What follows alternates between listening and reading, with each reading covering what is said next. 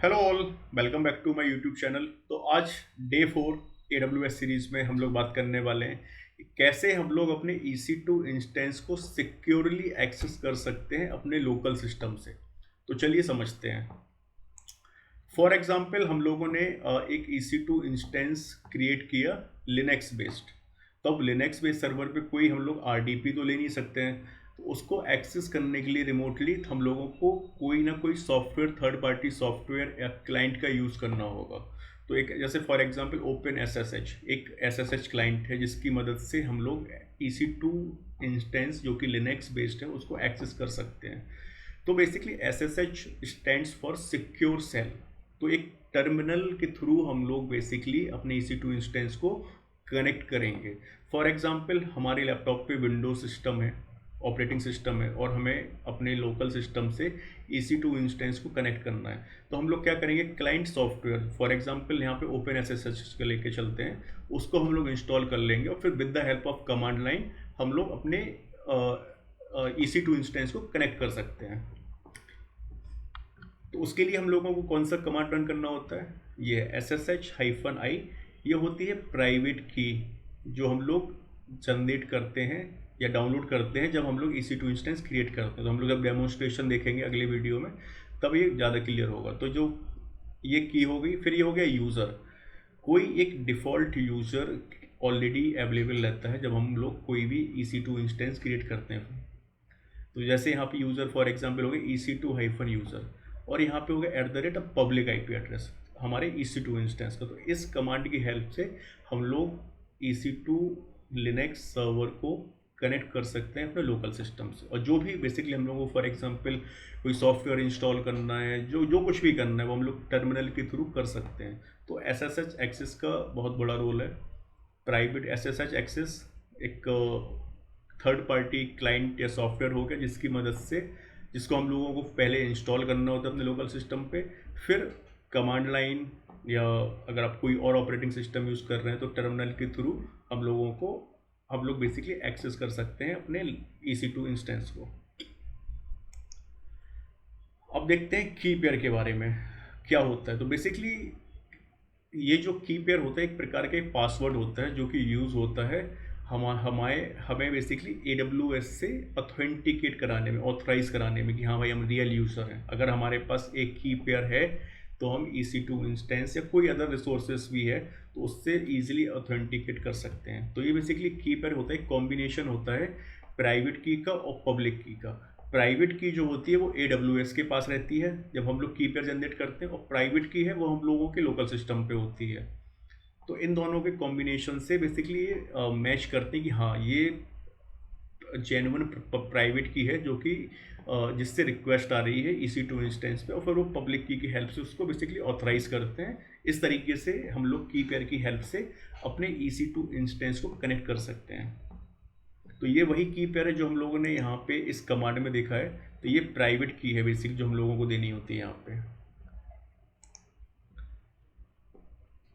और एक बहुत इंपॉर्टेंट कि जब हम लोग की पेयर जनरेट करते हैं तो जो प्राइवेट की होती है .pem फाइल बेसिकली जो हमारे लोकल सिस्टम पे डाउनलोड होती है EC2 इंस्टेंस क्रिएशन के दौरान, तो उसको हम लोगों को बहुत सेफली रखना होता है। अगर इन केस अगर ये प्राइवेट की मतलब कहीं किसी और के पास चलेगी तो वो ईजिली हमारा EC2 इंस्टेंस एक्सेस कर पाएगा। तो ये हो गया की पेयर के बारे में। अब अगला है सिक्योरिटी ग्रुप के बारे में। तो सिक्योरिटी ग्रुप बेसिकली एक वर्चुअल फायरवॉल की तरह ट्रीट करता है। इस पे वर्चुअल सिक्योरिटी ग्रुप पे क्या होता है, हम लोग इनबाउंड और आउटबाउंड रूल्स क्रिएट करते हैं।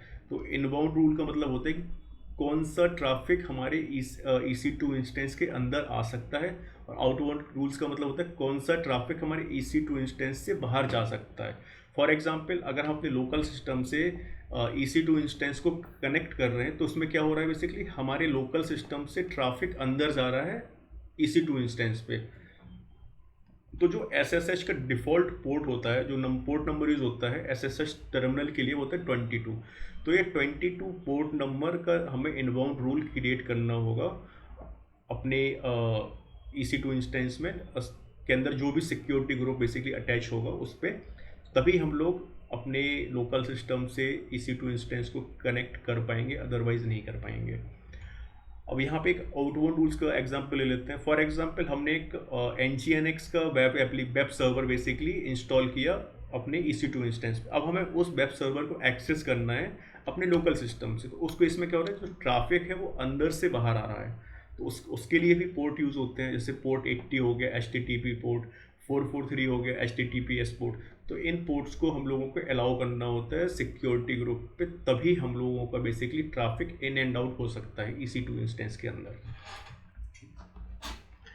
तो इसकी कुछ बेस्ट प्रैक्टिसेस हैं सिक्योरिटी ग्रुप्स के लिए कि भाई never open port 2022 to all the IP address in production.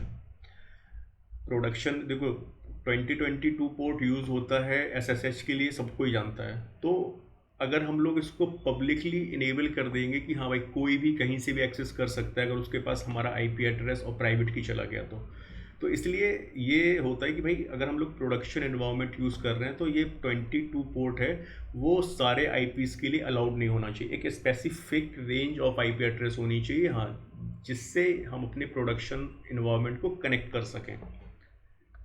Use my IP in security group to restrict SSH access to your system only. इसका मतलब क्या हुआ, फॉर एग्जांपल मैंने एक EC2 इंस्टेंस क्रिएट किया, अब उस EC2 इंस्टेंस पे सिर्फ मुझे ही काम है और कोई अन्य यूज़र उस पर मतलब एक्सेस नहीं करने वाला उसको।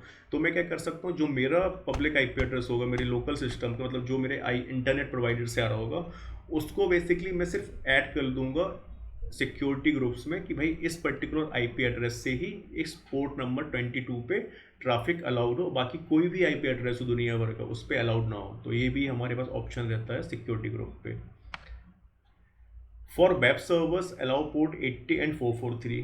तो ऐसा कि हम लोगों को पता है कि पोर्ट 80 यूज होता है HTTP ट्रैफिक के लिए एंड 443 होता है HTTPS ट्रैफिक के लिए। तो ये रूल्स हम लोगों को क्रिएट करने होते हैं सिक्योरिटी ग्रुप्स में, तभी हम लोग अपने EC2 इंस्टेंस को एक्सेस कर पाएंगे। तो ये सारी चीज़ें हम लोग अभी अगली वीडियो में देखेंगे, जब एक EC2 इंस्टेंस को लॉन्च करेंगे और फिर उस पर एक वेब सर्वर सेटअप करेंगे। अब ये सारी चीज़ें मिलके काम कैसे करती हैं बेसिकली, तो जब हम लोग EC2 इंस्टेंस को लॉन्च करते हैं तो हमें एक की पेयर को सिलेक्ट करना होता है। अगर हमारे पास कोई की पेयर नहीं है तो हमें एक जनरेट करना होता है। फिर हम लोगों को सिक्योरिटी ग्रुप्स में डिफाइन करना होता है कि भाई हमें SSH इस EC2 अगर लिनक्स बेस्ड तो उस पर कनेक्ट करना है तो हमें पोर्ट 22 अलाउड करना होगा। फिर जो प्राइवेट की फाइल होती है वो हमारे लोकल सिस्टम पे डाउनलोड हो जाते हैं, उसकी हेल्प से हम लोग EC2 इंस्टेंस को कनेक्ट कर सकते हैं। तो बेसिकली एक कॉम्बिनेशन है सिक्योरिटी ग्रुप्स की पेयर्स का और SSH एक्सेस का, जिसकी मदद से हम लोग अपने EC2 इंस्टेंस को कनेक्ट कर सकते हैं। अब बात कर लेते हैं टिप्स एंड बेस्ट प्रैक्टिस की। तो जैसा कि मैंने ऑलरेडी पॉइंट्स डिस्कस किए हैं कि भाई प्राइवेट की जो हमारी है उसको कभी भी किसी के साथ भी शेयर ना करें। सिक्योरिटी ग्रुप्स में अगर आपको ही उस मशीन पे काम है तो सिर्फ अपना IP एड्रेस ही अलाउ करें। इन केस अगर आपका की पेयर जो प्राइवेट की है वो इन केस मिस हो जाती है या सपोज कोई किसी और यूज़र के पास चली जाती है तो आप उस की पेयर्स को रोटेट कर दें, मतलब नया जनरेट कर लें। फॉर विंडोज़ अगर EC2 इंस्टेंस है हमारा विंडोज़ बेस्ड तो .ppk एंड RDP एक्सेस का यूज़ करें with the password decrypt using the key. तो ये जो लाइन है अभी समझ में नहीं आएगी, इसको हम लोग जब डेमो देखेंगे तब समझ में आएगी ये बेसिकली कहना क्या चाह रहा है। तो बेसिकली जब हम लोग कोई भी EC2 इंस्टेंस क्रिएट करते हैं वो चाहे विंडोज़ बेस्ड हो या लिनक्स बेस्ड हो, उस पर जो ऑथेंटिकेशन के लिए जो पासवर्ड चाहिए होता है वो हमेशा एक प्राइवेट की फाइल ही होती है।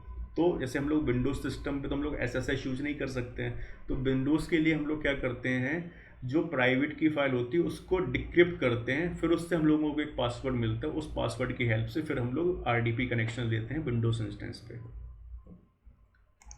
तो आज के वीडियो में इतना ही रखते हैं। आई होप आप लोगों को समझ में आया हो कि क्या क्या होता है, की पेयर क्या होता है, SSH एक्सेस क्या होता है, सिक्योरिटी ग्रुप्स क्या होता है, बिकॉज इन तीनों का कॉम्बिनेशन मिला के ही हम लोग EC2 इंस्टेंस को सिक्योरली एक्सेस कर सकते हैं।